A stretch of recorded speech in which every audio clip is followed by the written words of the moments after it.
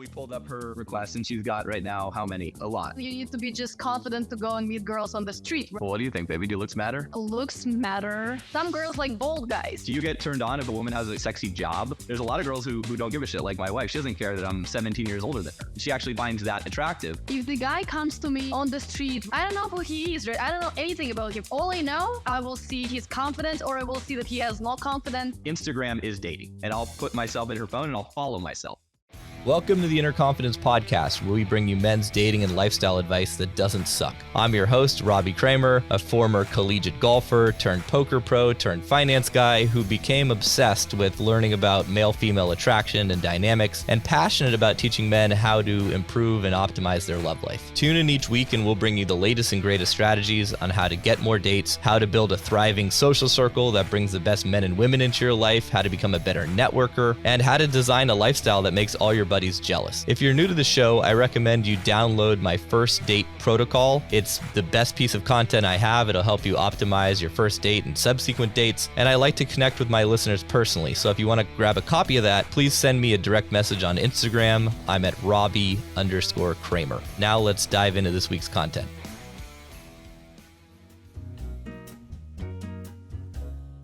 Yeah, my personal opinion that you are right, and it's really hard. And a lot of guys, they're thinking if they will sign up for coaching and they will be able to get immediately 9s and 10s, they will throw parties and everything, right? But to get there, you need to do so much work. And initially, you need to be just confident to go and meet girls on the street, right? You need to do so many approaches to get more confident and not just meet girls, you need to meet cool guys, right? Because to throw a party and have like a good social circle, you need to have a cool guys, right? Because cool guys create amazing energy.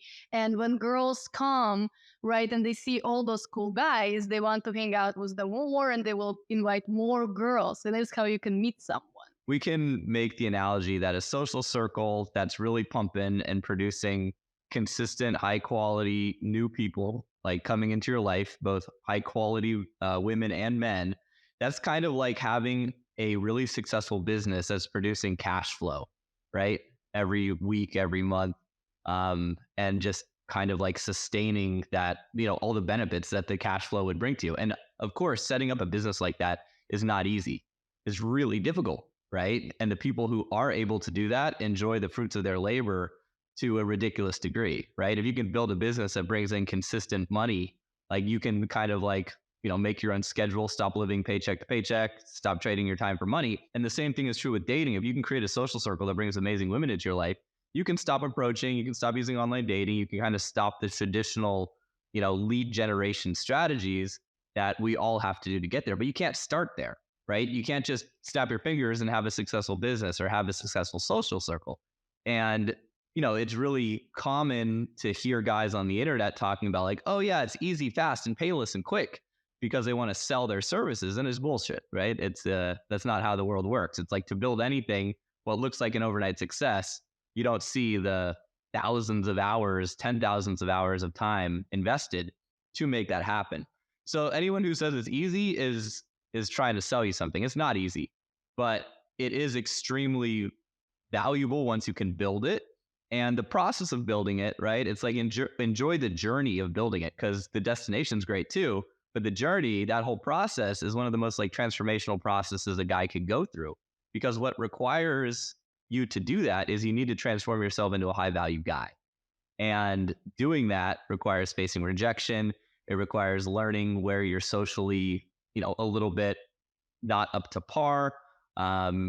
You've got to really take a look under the hood at what you're doing, the mistakes you're making, how to improve on those mistakes, everything from your fashion to your body language to your conversation skills, just your social skills in general, networking, right? So there's so much that goes into it. What you said is accurate. It's not easy, but the road to getting there has been the most impactful thing I've ever done in my life. Right. And that started with me approaching women on the street and facing rejection. Because, to build that social circle, you still need to find your leads from somewhere, right? Like you either need to meet women through online dating, through the social circle you currently have, through day game, through meeting women at night, night game, you want to say.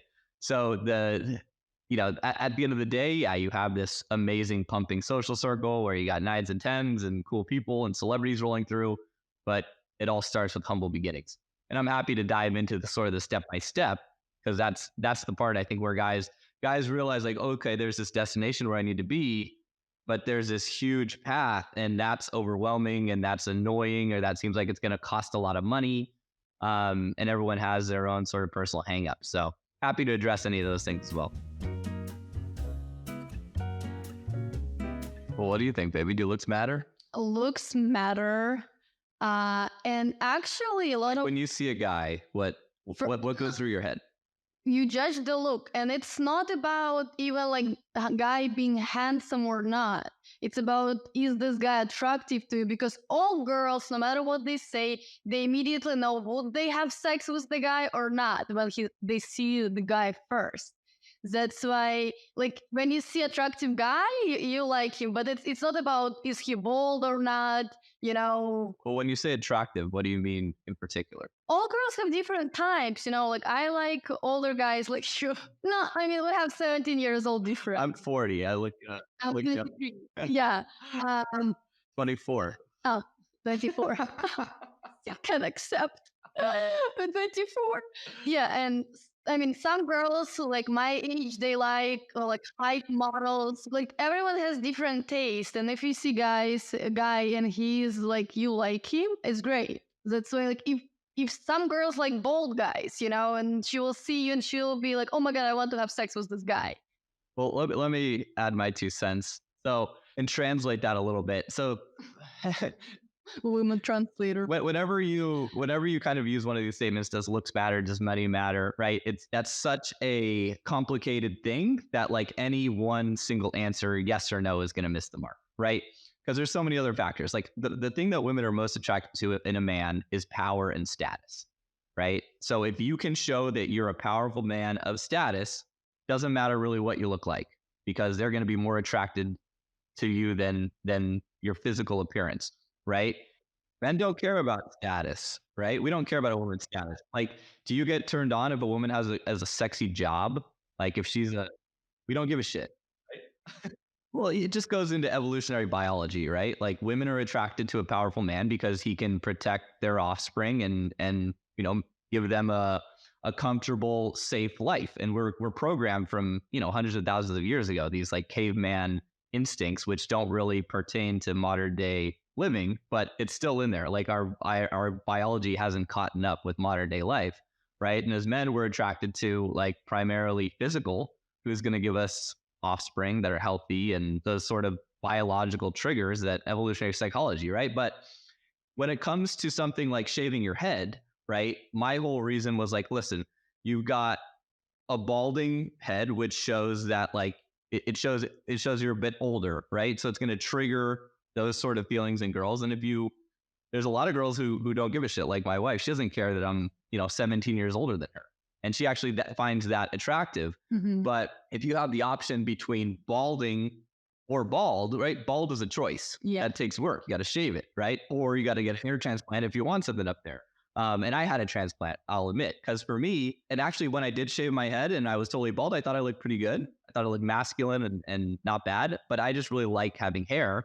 And, my dad's a dermatologist, and I was able to get a deal. And I just love, I love the feeling of having hair. So I'm like, that's something I'm willing to invest in because it makes me feel good. The point is, like, women are going to respond to your confidence. So if you feel good with how you look in the mirror, they're going to feel that, right? Versus if you're like clearly not taking care of yourself or doing something that will signal that you're not high status, or that you're not, a man who can put an outfit together or who cares about his appearance, those things are all going to make a negative impact on your first impression.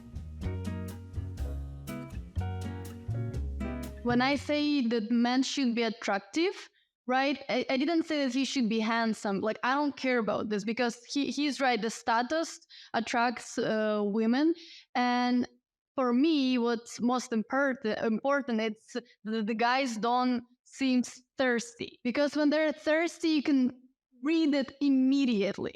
And you're turned off. You won't even speak to them. They're triple texting.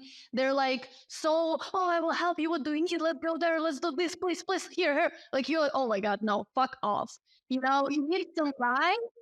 Like, you see that he is busy. You see he has his own life. He has his business or something else. He has friends. But we're talking about first impression, though. Like when you first see a guy, and yeah, all of what you said is I think very much accurate. And also, it's like I don't think you know for sure you want to sleep with him. I think you know for sure if you don't want to sleep with someone. Yeah. Right? Like you're not going to see a guy and you might see a guy be like, "Boo, he's hot. I would consider sleeping with him." Right?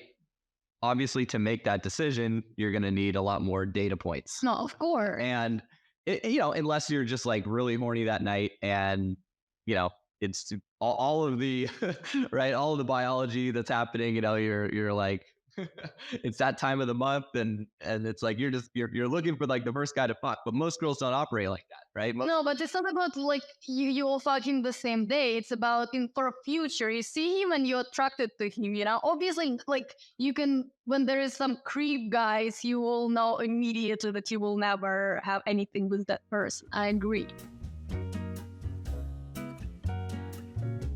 I think for someone to reach a certain level of success, right, they've done the hard work to like achieve that result, which is both the internal piece, the mindset, inner game, you could say, and the external stuff, like everything you have to do, right? So for someone to amass a fortune and then lose it, the odds of that person amassing another fortune are very, very high.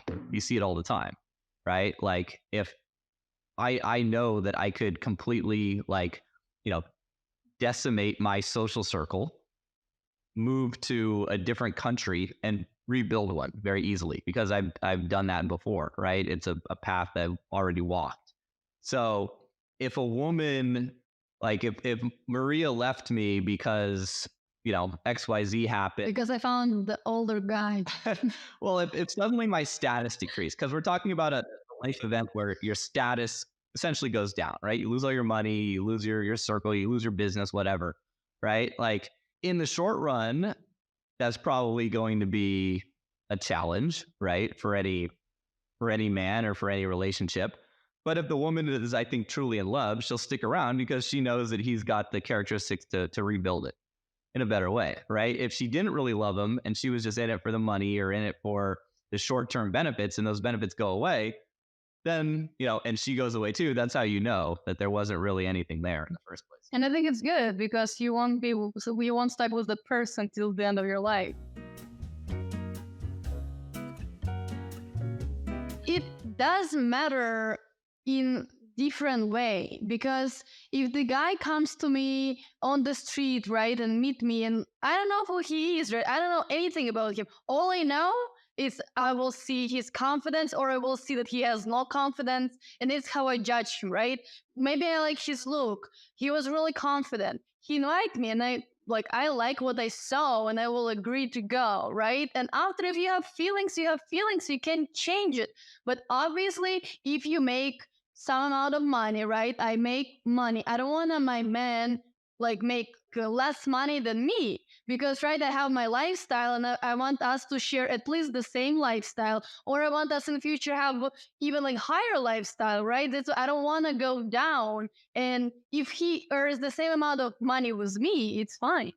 So I think what would happen in that situation is, you'd give this guy your Instagram and you would then judge him against the competition. Yeah. Right. And as time goes on, maybe you go on a date with him and then you find out he works at McDonald's. And then you go on a date with another guy who's got basically all the same characteristics, but he's a CEO of a fintech company. Right. Attractive. You're probably going to choose the fintech guy when all of the things are equal. Now, if this McDonald's worker gives you the most mind-blowing orgasms of your life that you've never experienced before, now you got a tough decision to make. Right. Yeah. So definitely.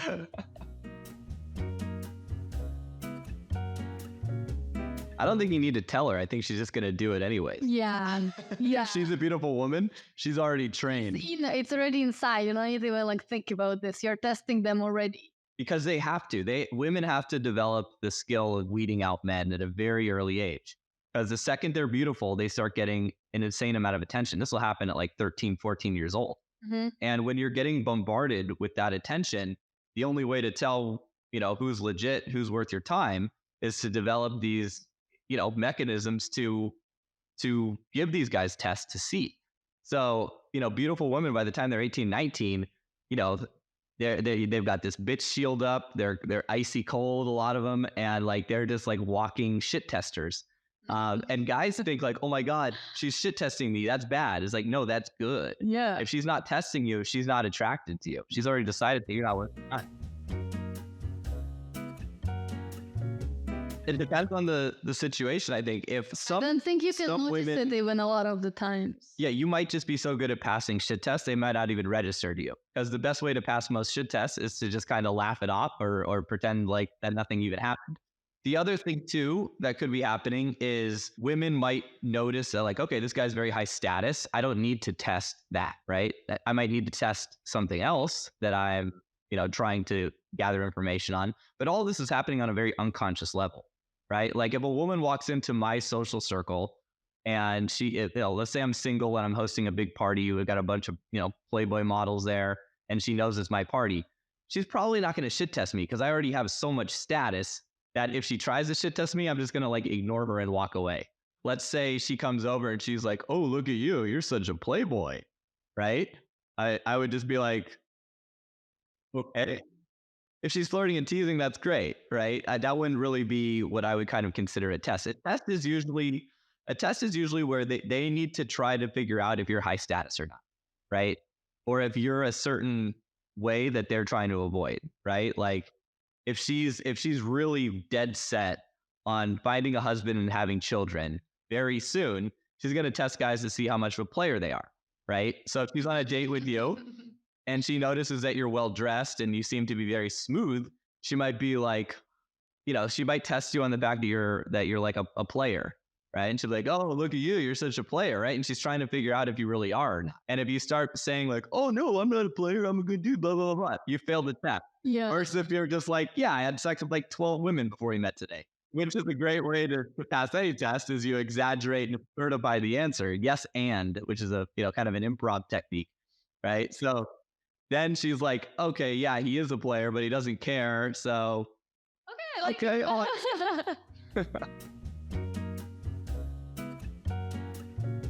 Totally. I mean, authenticity, especially now, is kind of a pivotal time for authenticity because what we've seen, especially on social media and dating, is like Instagram is dating days, right? Instagram is everything that's kind of social. And what we're seeing on Instagram is a trend away from the like, look how cool I am, look at the awesome shit I do, because it's easy to fake that stuff. They literally have like setups where you could go and make it look like you're getting on a private jet and get Instagram videos and photos when you're not. It's just purely for people are understanding that that's happening so much. It's becoming not that cool. And what is becoming cool is people who are authentic and can post content that shows that authenticity and that shows that character and that humor and that humanness, right? And when you can do that, you're now resonating like at a higher frequency and level than the rest of those people who are just like, look at me trying to brag. And Instagram, in my opinion, is like an essential dating tool, right? Like if you're not on Instagram, you are kind of like out of the dating game. It's that primary tool that women use to message guys back and forth. If you're trying to, date casually, which every guy should, spin plates, right? Spin a lot of plates and then pick the best one is kind of the idea. But if you're not using Instagram to show that lifestyle and to show that authentic version of you, you're operating with one hand behind your back. Yeah, I just wanted to go back for a second and say what make guys to pass the shit test.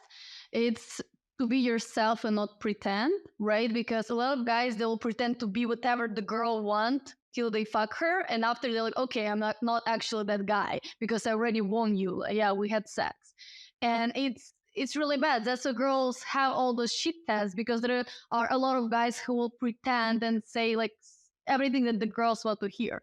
Does it to be yourself? Like when I met Robbie, right? He was a total fuckboy. He had all these parties, tons of girls, and he wasn't changing for me. You know, he would invite me on parties when he's like making out with 3 girls, and there is his ex-girlfriend is crying and looking at this because she wants to get back together. And I was just like, oh my god, I'm like, okay, bye, I'm going home, right? But he wasn't pretending, and I still was attracted, even though I was like hating him. Who is that guy? Fuck him. But in the same time, I was like, I kind of like him. I don't know, right? But after when I like showed him what I want, right? Because I wanted to get married, be in monogamy relationship, and other stuff like that wasn't interesting for me. And when he saw that and he understood that, like, if he really likes me, there is like no way that he can continue that lifestyle, right? And we got together. Now we're in monogamous relationship, right? But it went through the things that he was never pretending, and I knew who he was before, and he wasn't hiding it. We're talking about a lot of theoretical things, which is super important. And if you have any questions about like more so tactical things or very like concrete, what can I do today to improve my confidence? What can I do today to improve my social life, my dating life, my options? Happy to go into any of that stuff as well. Because I'm a huge believer in the fact that we need those concrete, building blocks. Otherwise, like, where do we get? Like having all the theory without application doesn't really do a whole lot of good. Anytime you're trying to choose a mentor or a coach, it's so important to choose, or a therapist. It's so important to choose somebody that you can relate to, that's kind of walked the same sort of life journey. Funny story that recently happened is my sister was in a very long relationship with a great guy. And, they'd been together for like 10 years. And she was like, put a ring on it or else I'm going to go find someone who wants to. And he started, they were both going to therapy, and then he started going to a therapist. And the therapist he chose was like a 32-year-old, woman who was just out of like therapy school, who was not interested in, like monogamy or long-term relationships. And he was taking advice from her on what to do. And he ended up like, not committing to my sister. My sister walked away. And now he's desperately trying to get her back because he realized he made a huge mistake. And he's like, I'm so stupid. Why did I take advice from this therapist who cannot relate to whatsoever? And it's like, you see those like bonehead mistakes happen all the time. And, it's so important, like which mentors you choose. I had one therapy session I've gone to many therapists, but like up until I was about 30, 31 years old, I had never been to a therapist. And I was confronted with a decision where I was dating this girl. I really liked her, thought she was, wife material, but I didn't feel like I was ready. So I was doing some research. I'm like, okay, I need to find a therapist who is like really good with girls, who's had like a lot of success in the past, a very sexual sort of person, because that was, what I was dealing with. And I found this amazing guy. He was like a 55-year-old dude, New York City. And within, like, I walked in, he asked me a bunch of questions about my past. And he's like, Robbie, you're an athlete. Your game is, meeting women, and you're not ready to retire. So you can do what Michael Jordan did. You can try to retire before you're ready, but you're going to want to go back off the bench and play. And that's not going to be good for you or good for the girl. I'm like, holy shit, that is amazing advice. Because this is exactly how I felt. And, I broke off that relationship. I wasn't ready. And then 8 years later, when I was 38, I was. But, I did a ton of legwork on choosing him because I knew he was qualified to give me advice.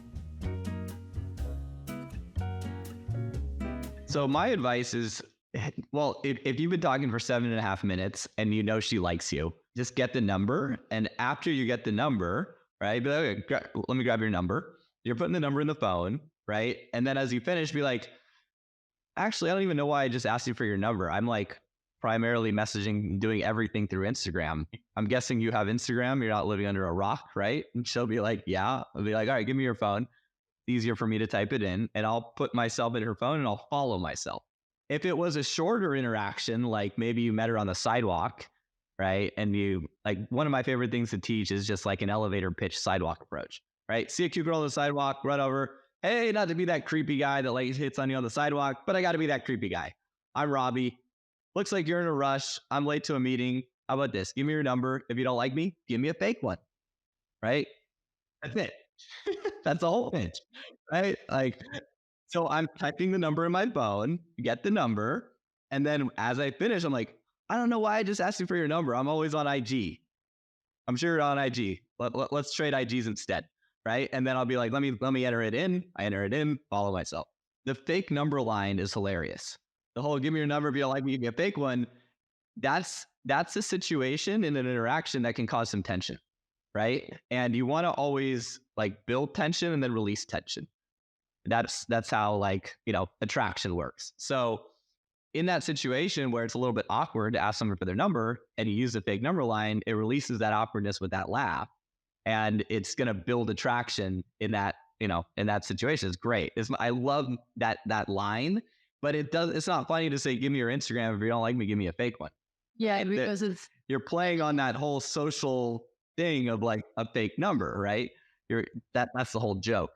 So in a situation, maybe the first situation where, you've been talking to the girl for a long time and you already know she's into you, blah, blah, blah. Maybe you don't even get the number. Maybe you're just like, are you more on IG or are you more of a texter? And she'll say, oh, I'm on IG. And so you trade IGs, right? You follow yourself. Can I give my perspective about Instagram? Why is Instagram more important for a girl perspective? It's when you meet someone outside, right? And you change your numbers or Instagrams, right?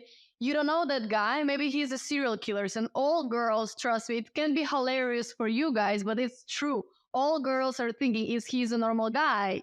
Like, what is he doing? Maybe he's a serial killer, right? And when you exchange Instagrams, you can go to his Instagram. You can see he tags some friends. You can go to those friends. You see it's real people. You see that everything. You can see his social circle. Maybe he posts something from his work. He travels. There he posts his, I don't know, little niece. Or you can tell he's not a weirdo. You can tell he's a serial killer. And that's why you will go out with him. But the real beauty of having the Instagram is it allows you to build attraction without showing direct interest, right? If I post a story of me doing something cool and interesting or authentic that we were talking about earlier, she's going to see that. And if she likes it, well, now I know that she probably likes me. If she's consistently liking all my posts, well, now I know I can ask her out. She's probably going to say yes. Versus if I'm just texting with a girl back and forth, she doesn't see what I'm doing. I don't have any of that information. And I'm operating like very inefficiently. Yeah, if she doesn't follow you back, that's typically a signal that maybe there's not a lot of interest there, or maybe she just got really busy and forgot about it or something. It's me. I don't follow in some of my friends because a lot of people follow me all the time and I don't even like see. And after they can tell me, oh my God, you didn't follow me for like 3 months already. And they will be upset and I will say, sorry, I didn't even see it. I will follow you right now. But you do look at all of your DMs, right? Not like once a week. Okay, but do you look at all of them or not? No, sometimes I just look in like few of them. And so this is kind of an interesting thing because I know some girls that will literally look at all of their DMs and some who won't. And this is obviously very attractive women who are getting a shitload of DMs. So if you still send her a message, there's a decent chance she'll look at the DM and open it, right? No, I mean, when I was single, I would look to all of them. Now I'm married, I don't look. I would look all the requests because it's just interesting, who is writing you. And it can be like so many messages, but you will go. And sometimes when people, you like start speaking to them, like some guys and they kind of creepy, I will put them to general and I never go to general. I never respond to anyone. That's why like when I speak with someone and the person is creepy or annoying, I will put the person to the general. We pulled up her requests and she's got right now, how many? What? A lot. But like, if I think when girls are single and they're looking to date, more often than not, they're gonna check, right, that folder. So yeah, if you have the opportunity to like put your IG in her phone and follow yourself back, that's better. You can't always do it, right? But I mean, that's why you need a lot of leads, right? Yeah. That's why you should be meeting a lot of women all the time. So when one of them doesn't work out, it's like you don't even remember. You don't even care. Yeah. if she doesn't respond, because a lot of girls, they wouldn't even see the message. It happens, she got like 100 messages that day. She didn't have time to went through all of them. She went through like first 50, she responded some of them, and she forgot about the other ones. If she responds to the message, I might, right? If we have a dialogue going, especially if she's private and I have to follow her to see her stuff, then I'll follow her. But yeah, if she's messaging me, and I don't think it's super important that I follow her. A lot of people have those tracking, apps that tell you like who's following you and who's not. Yeah, I have it, and I always unfollow people who unfollows me. And I hate them. I was like, why did you unfollow me? You don't like me? Okay, fuck you, bitch. Unfollow. I actually have really, really old app that doesn't exist anymore, but it still works on my phone, and it's absolutely free, and it's amazing. It's funny. All of those apps are so glitchy and scammy. Like, I mean, better from an inner game perspective, it's better to not even give a shit. Yeah. Right? Life is short, right? Like, just focus on putting high quality content out there, and the right people will follow you. My whole thing on Instagram is I want to be a content producer, not a consumer. Every minute I spend on Instagram looking at other people's stuff makes me feel worse. I don't know why, but it's like... No, because everyone is pretending to show better life, and you're like, oh my God, their life is better. They have more bags. They have more trips. They have that. And you feel that you're like shit. I never look at the discovery or the search on Instagram. I only watch stories of the people I know and the people I follow that have good content. Right? I follow all my clients to see the stuff they're posting, to give them feedback, obviously my friends and family, but I'm not looking on that discovery page or any of that. I'm only on Instagram to do that, but I'm mainly on to post my own stuff. Or if you're interested in any sort of coaching, you can just go to innerconfidence.com. Find the podcast there, find everything there, even if you want to work with Maria to improve your social media and fashion. I help guys with Instagram and fashion. Yeah, happy to help. I hope you enjoyed this week's episode. If you're new to the show and digging our content, please leave us a 5-star review on iTunes, Stitcher, YouTube, wherever you listen or watch. But if you're not really digging it, go ahead, just don't leave us any review at all. That'd be great. If you're feeling a little bit stuck or you just want to optimize and step up your game, we've opened up a few spots in our Inner Confidence community. We're accepting applications if you want to join our select group of men and experience the radical power of accountability, cross everything off your sexual bucket list, and just become a beast who gets more stuff done. To learn more and apply, go to start.innerconfidence.com.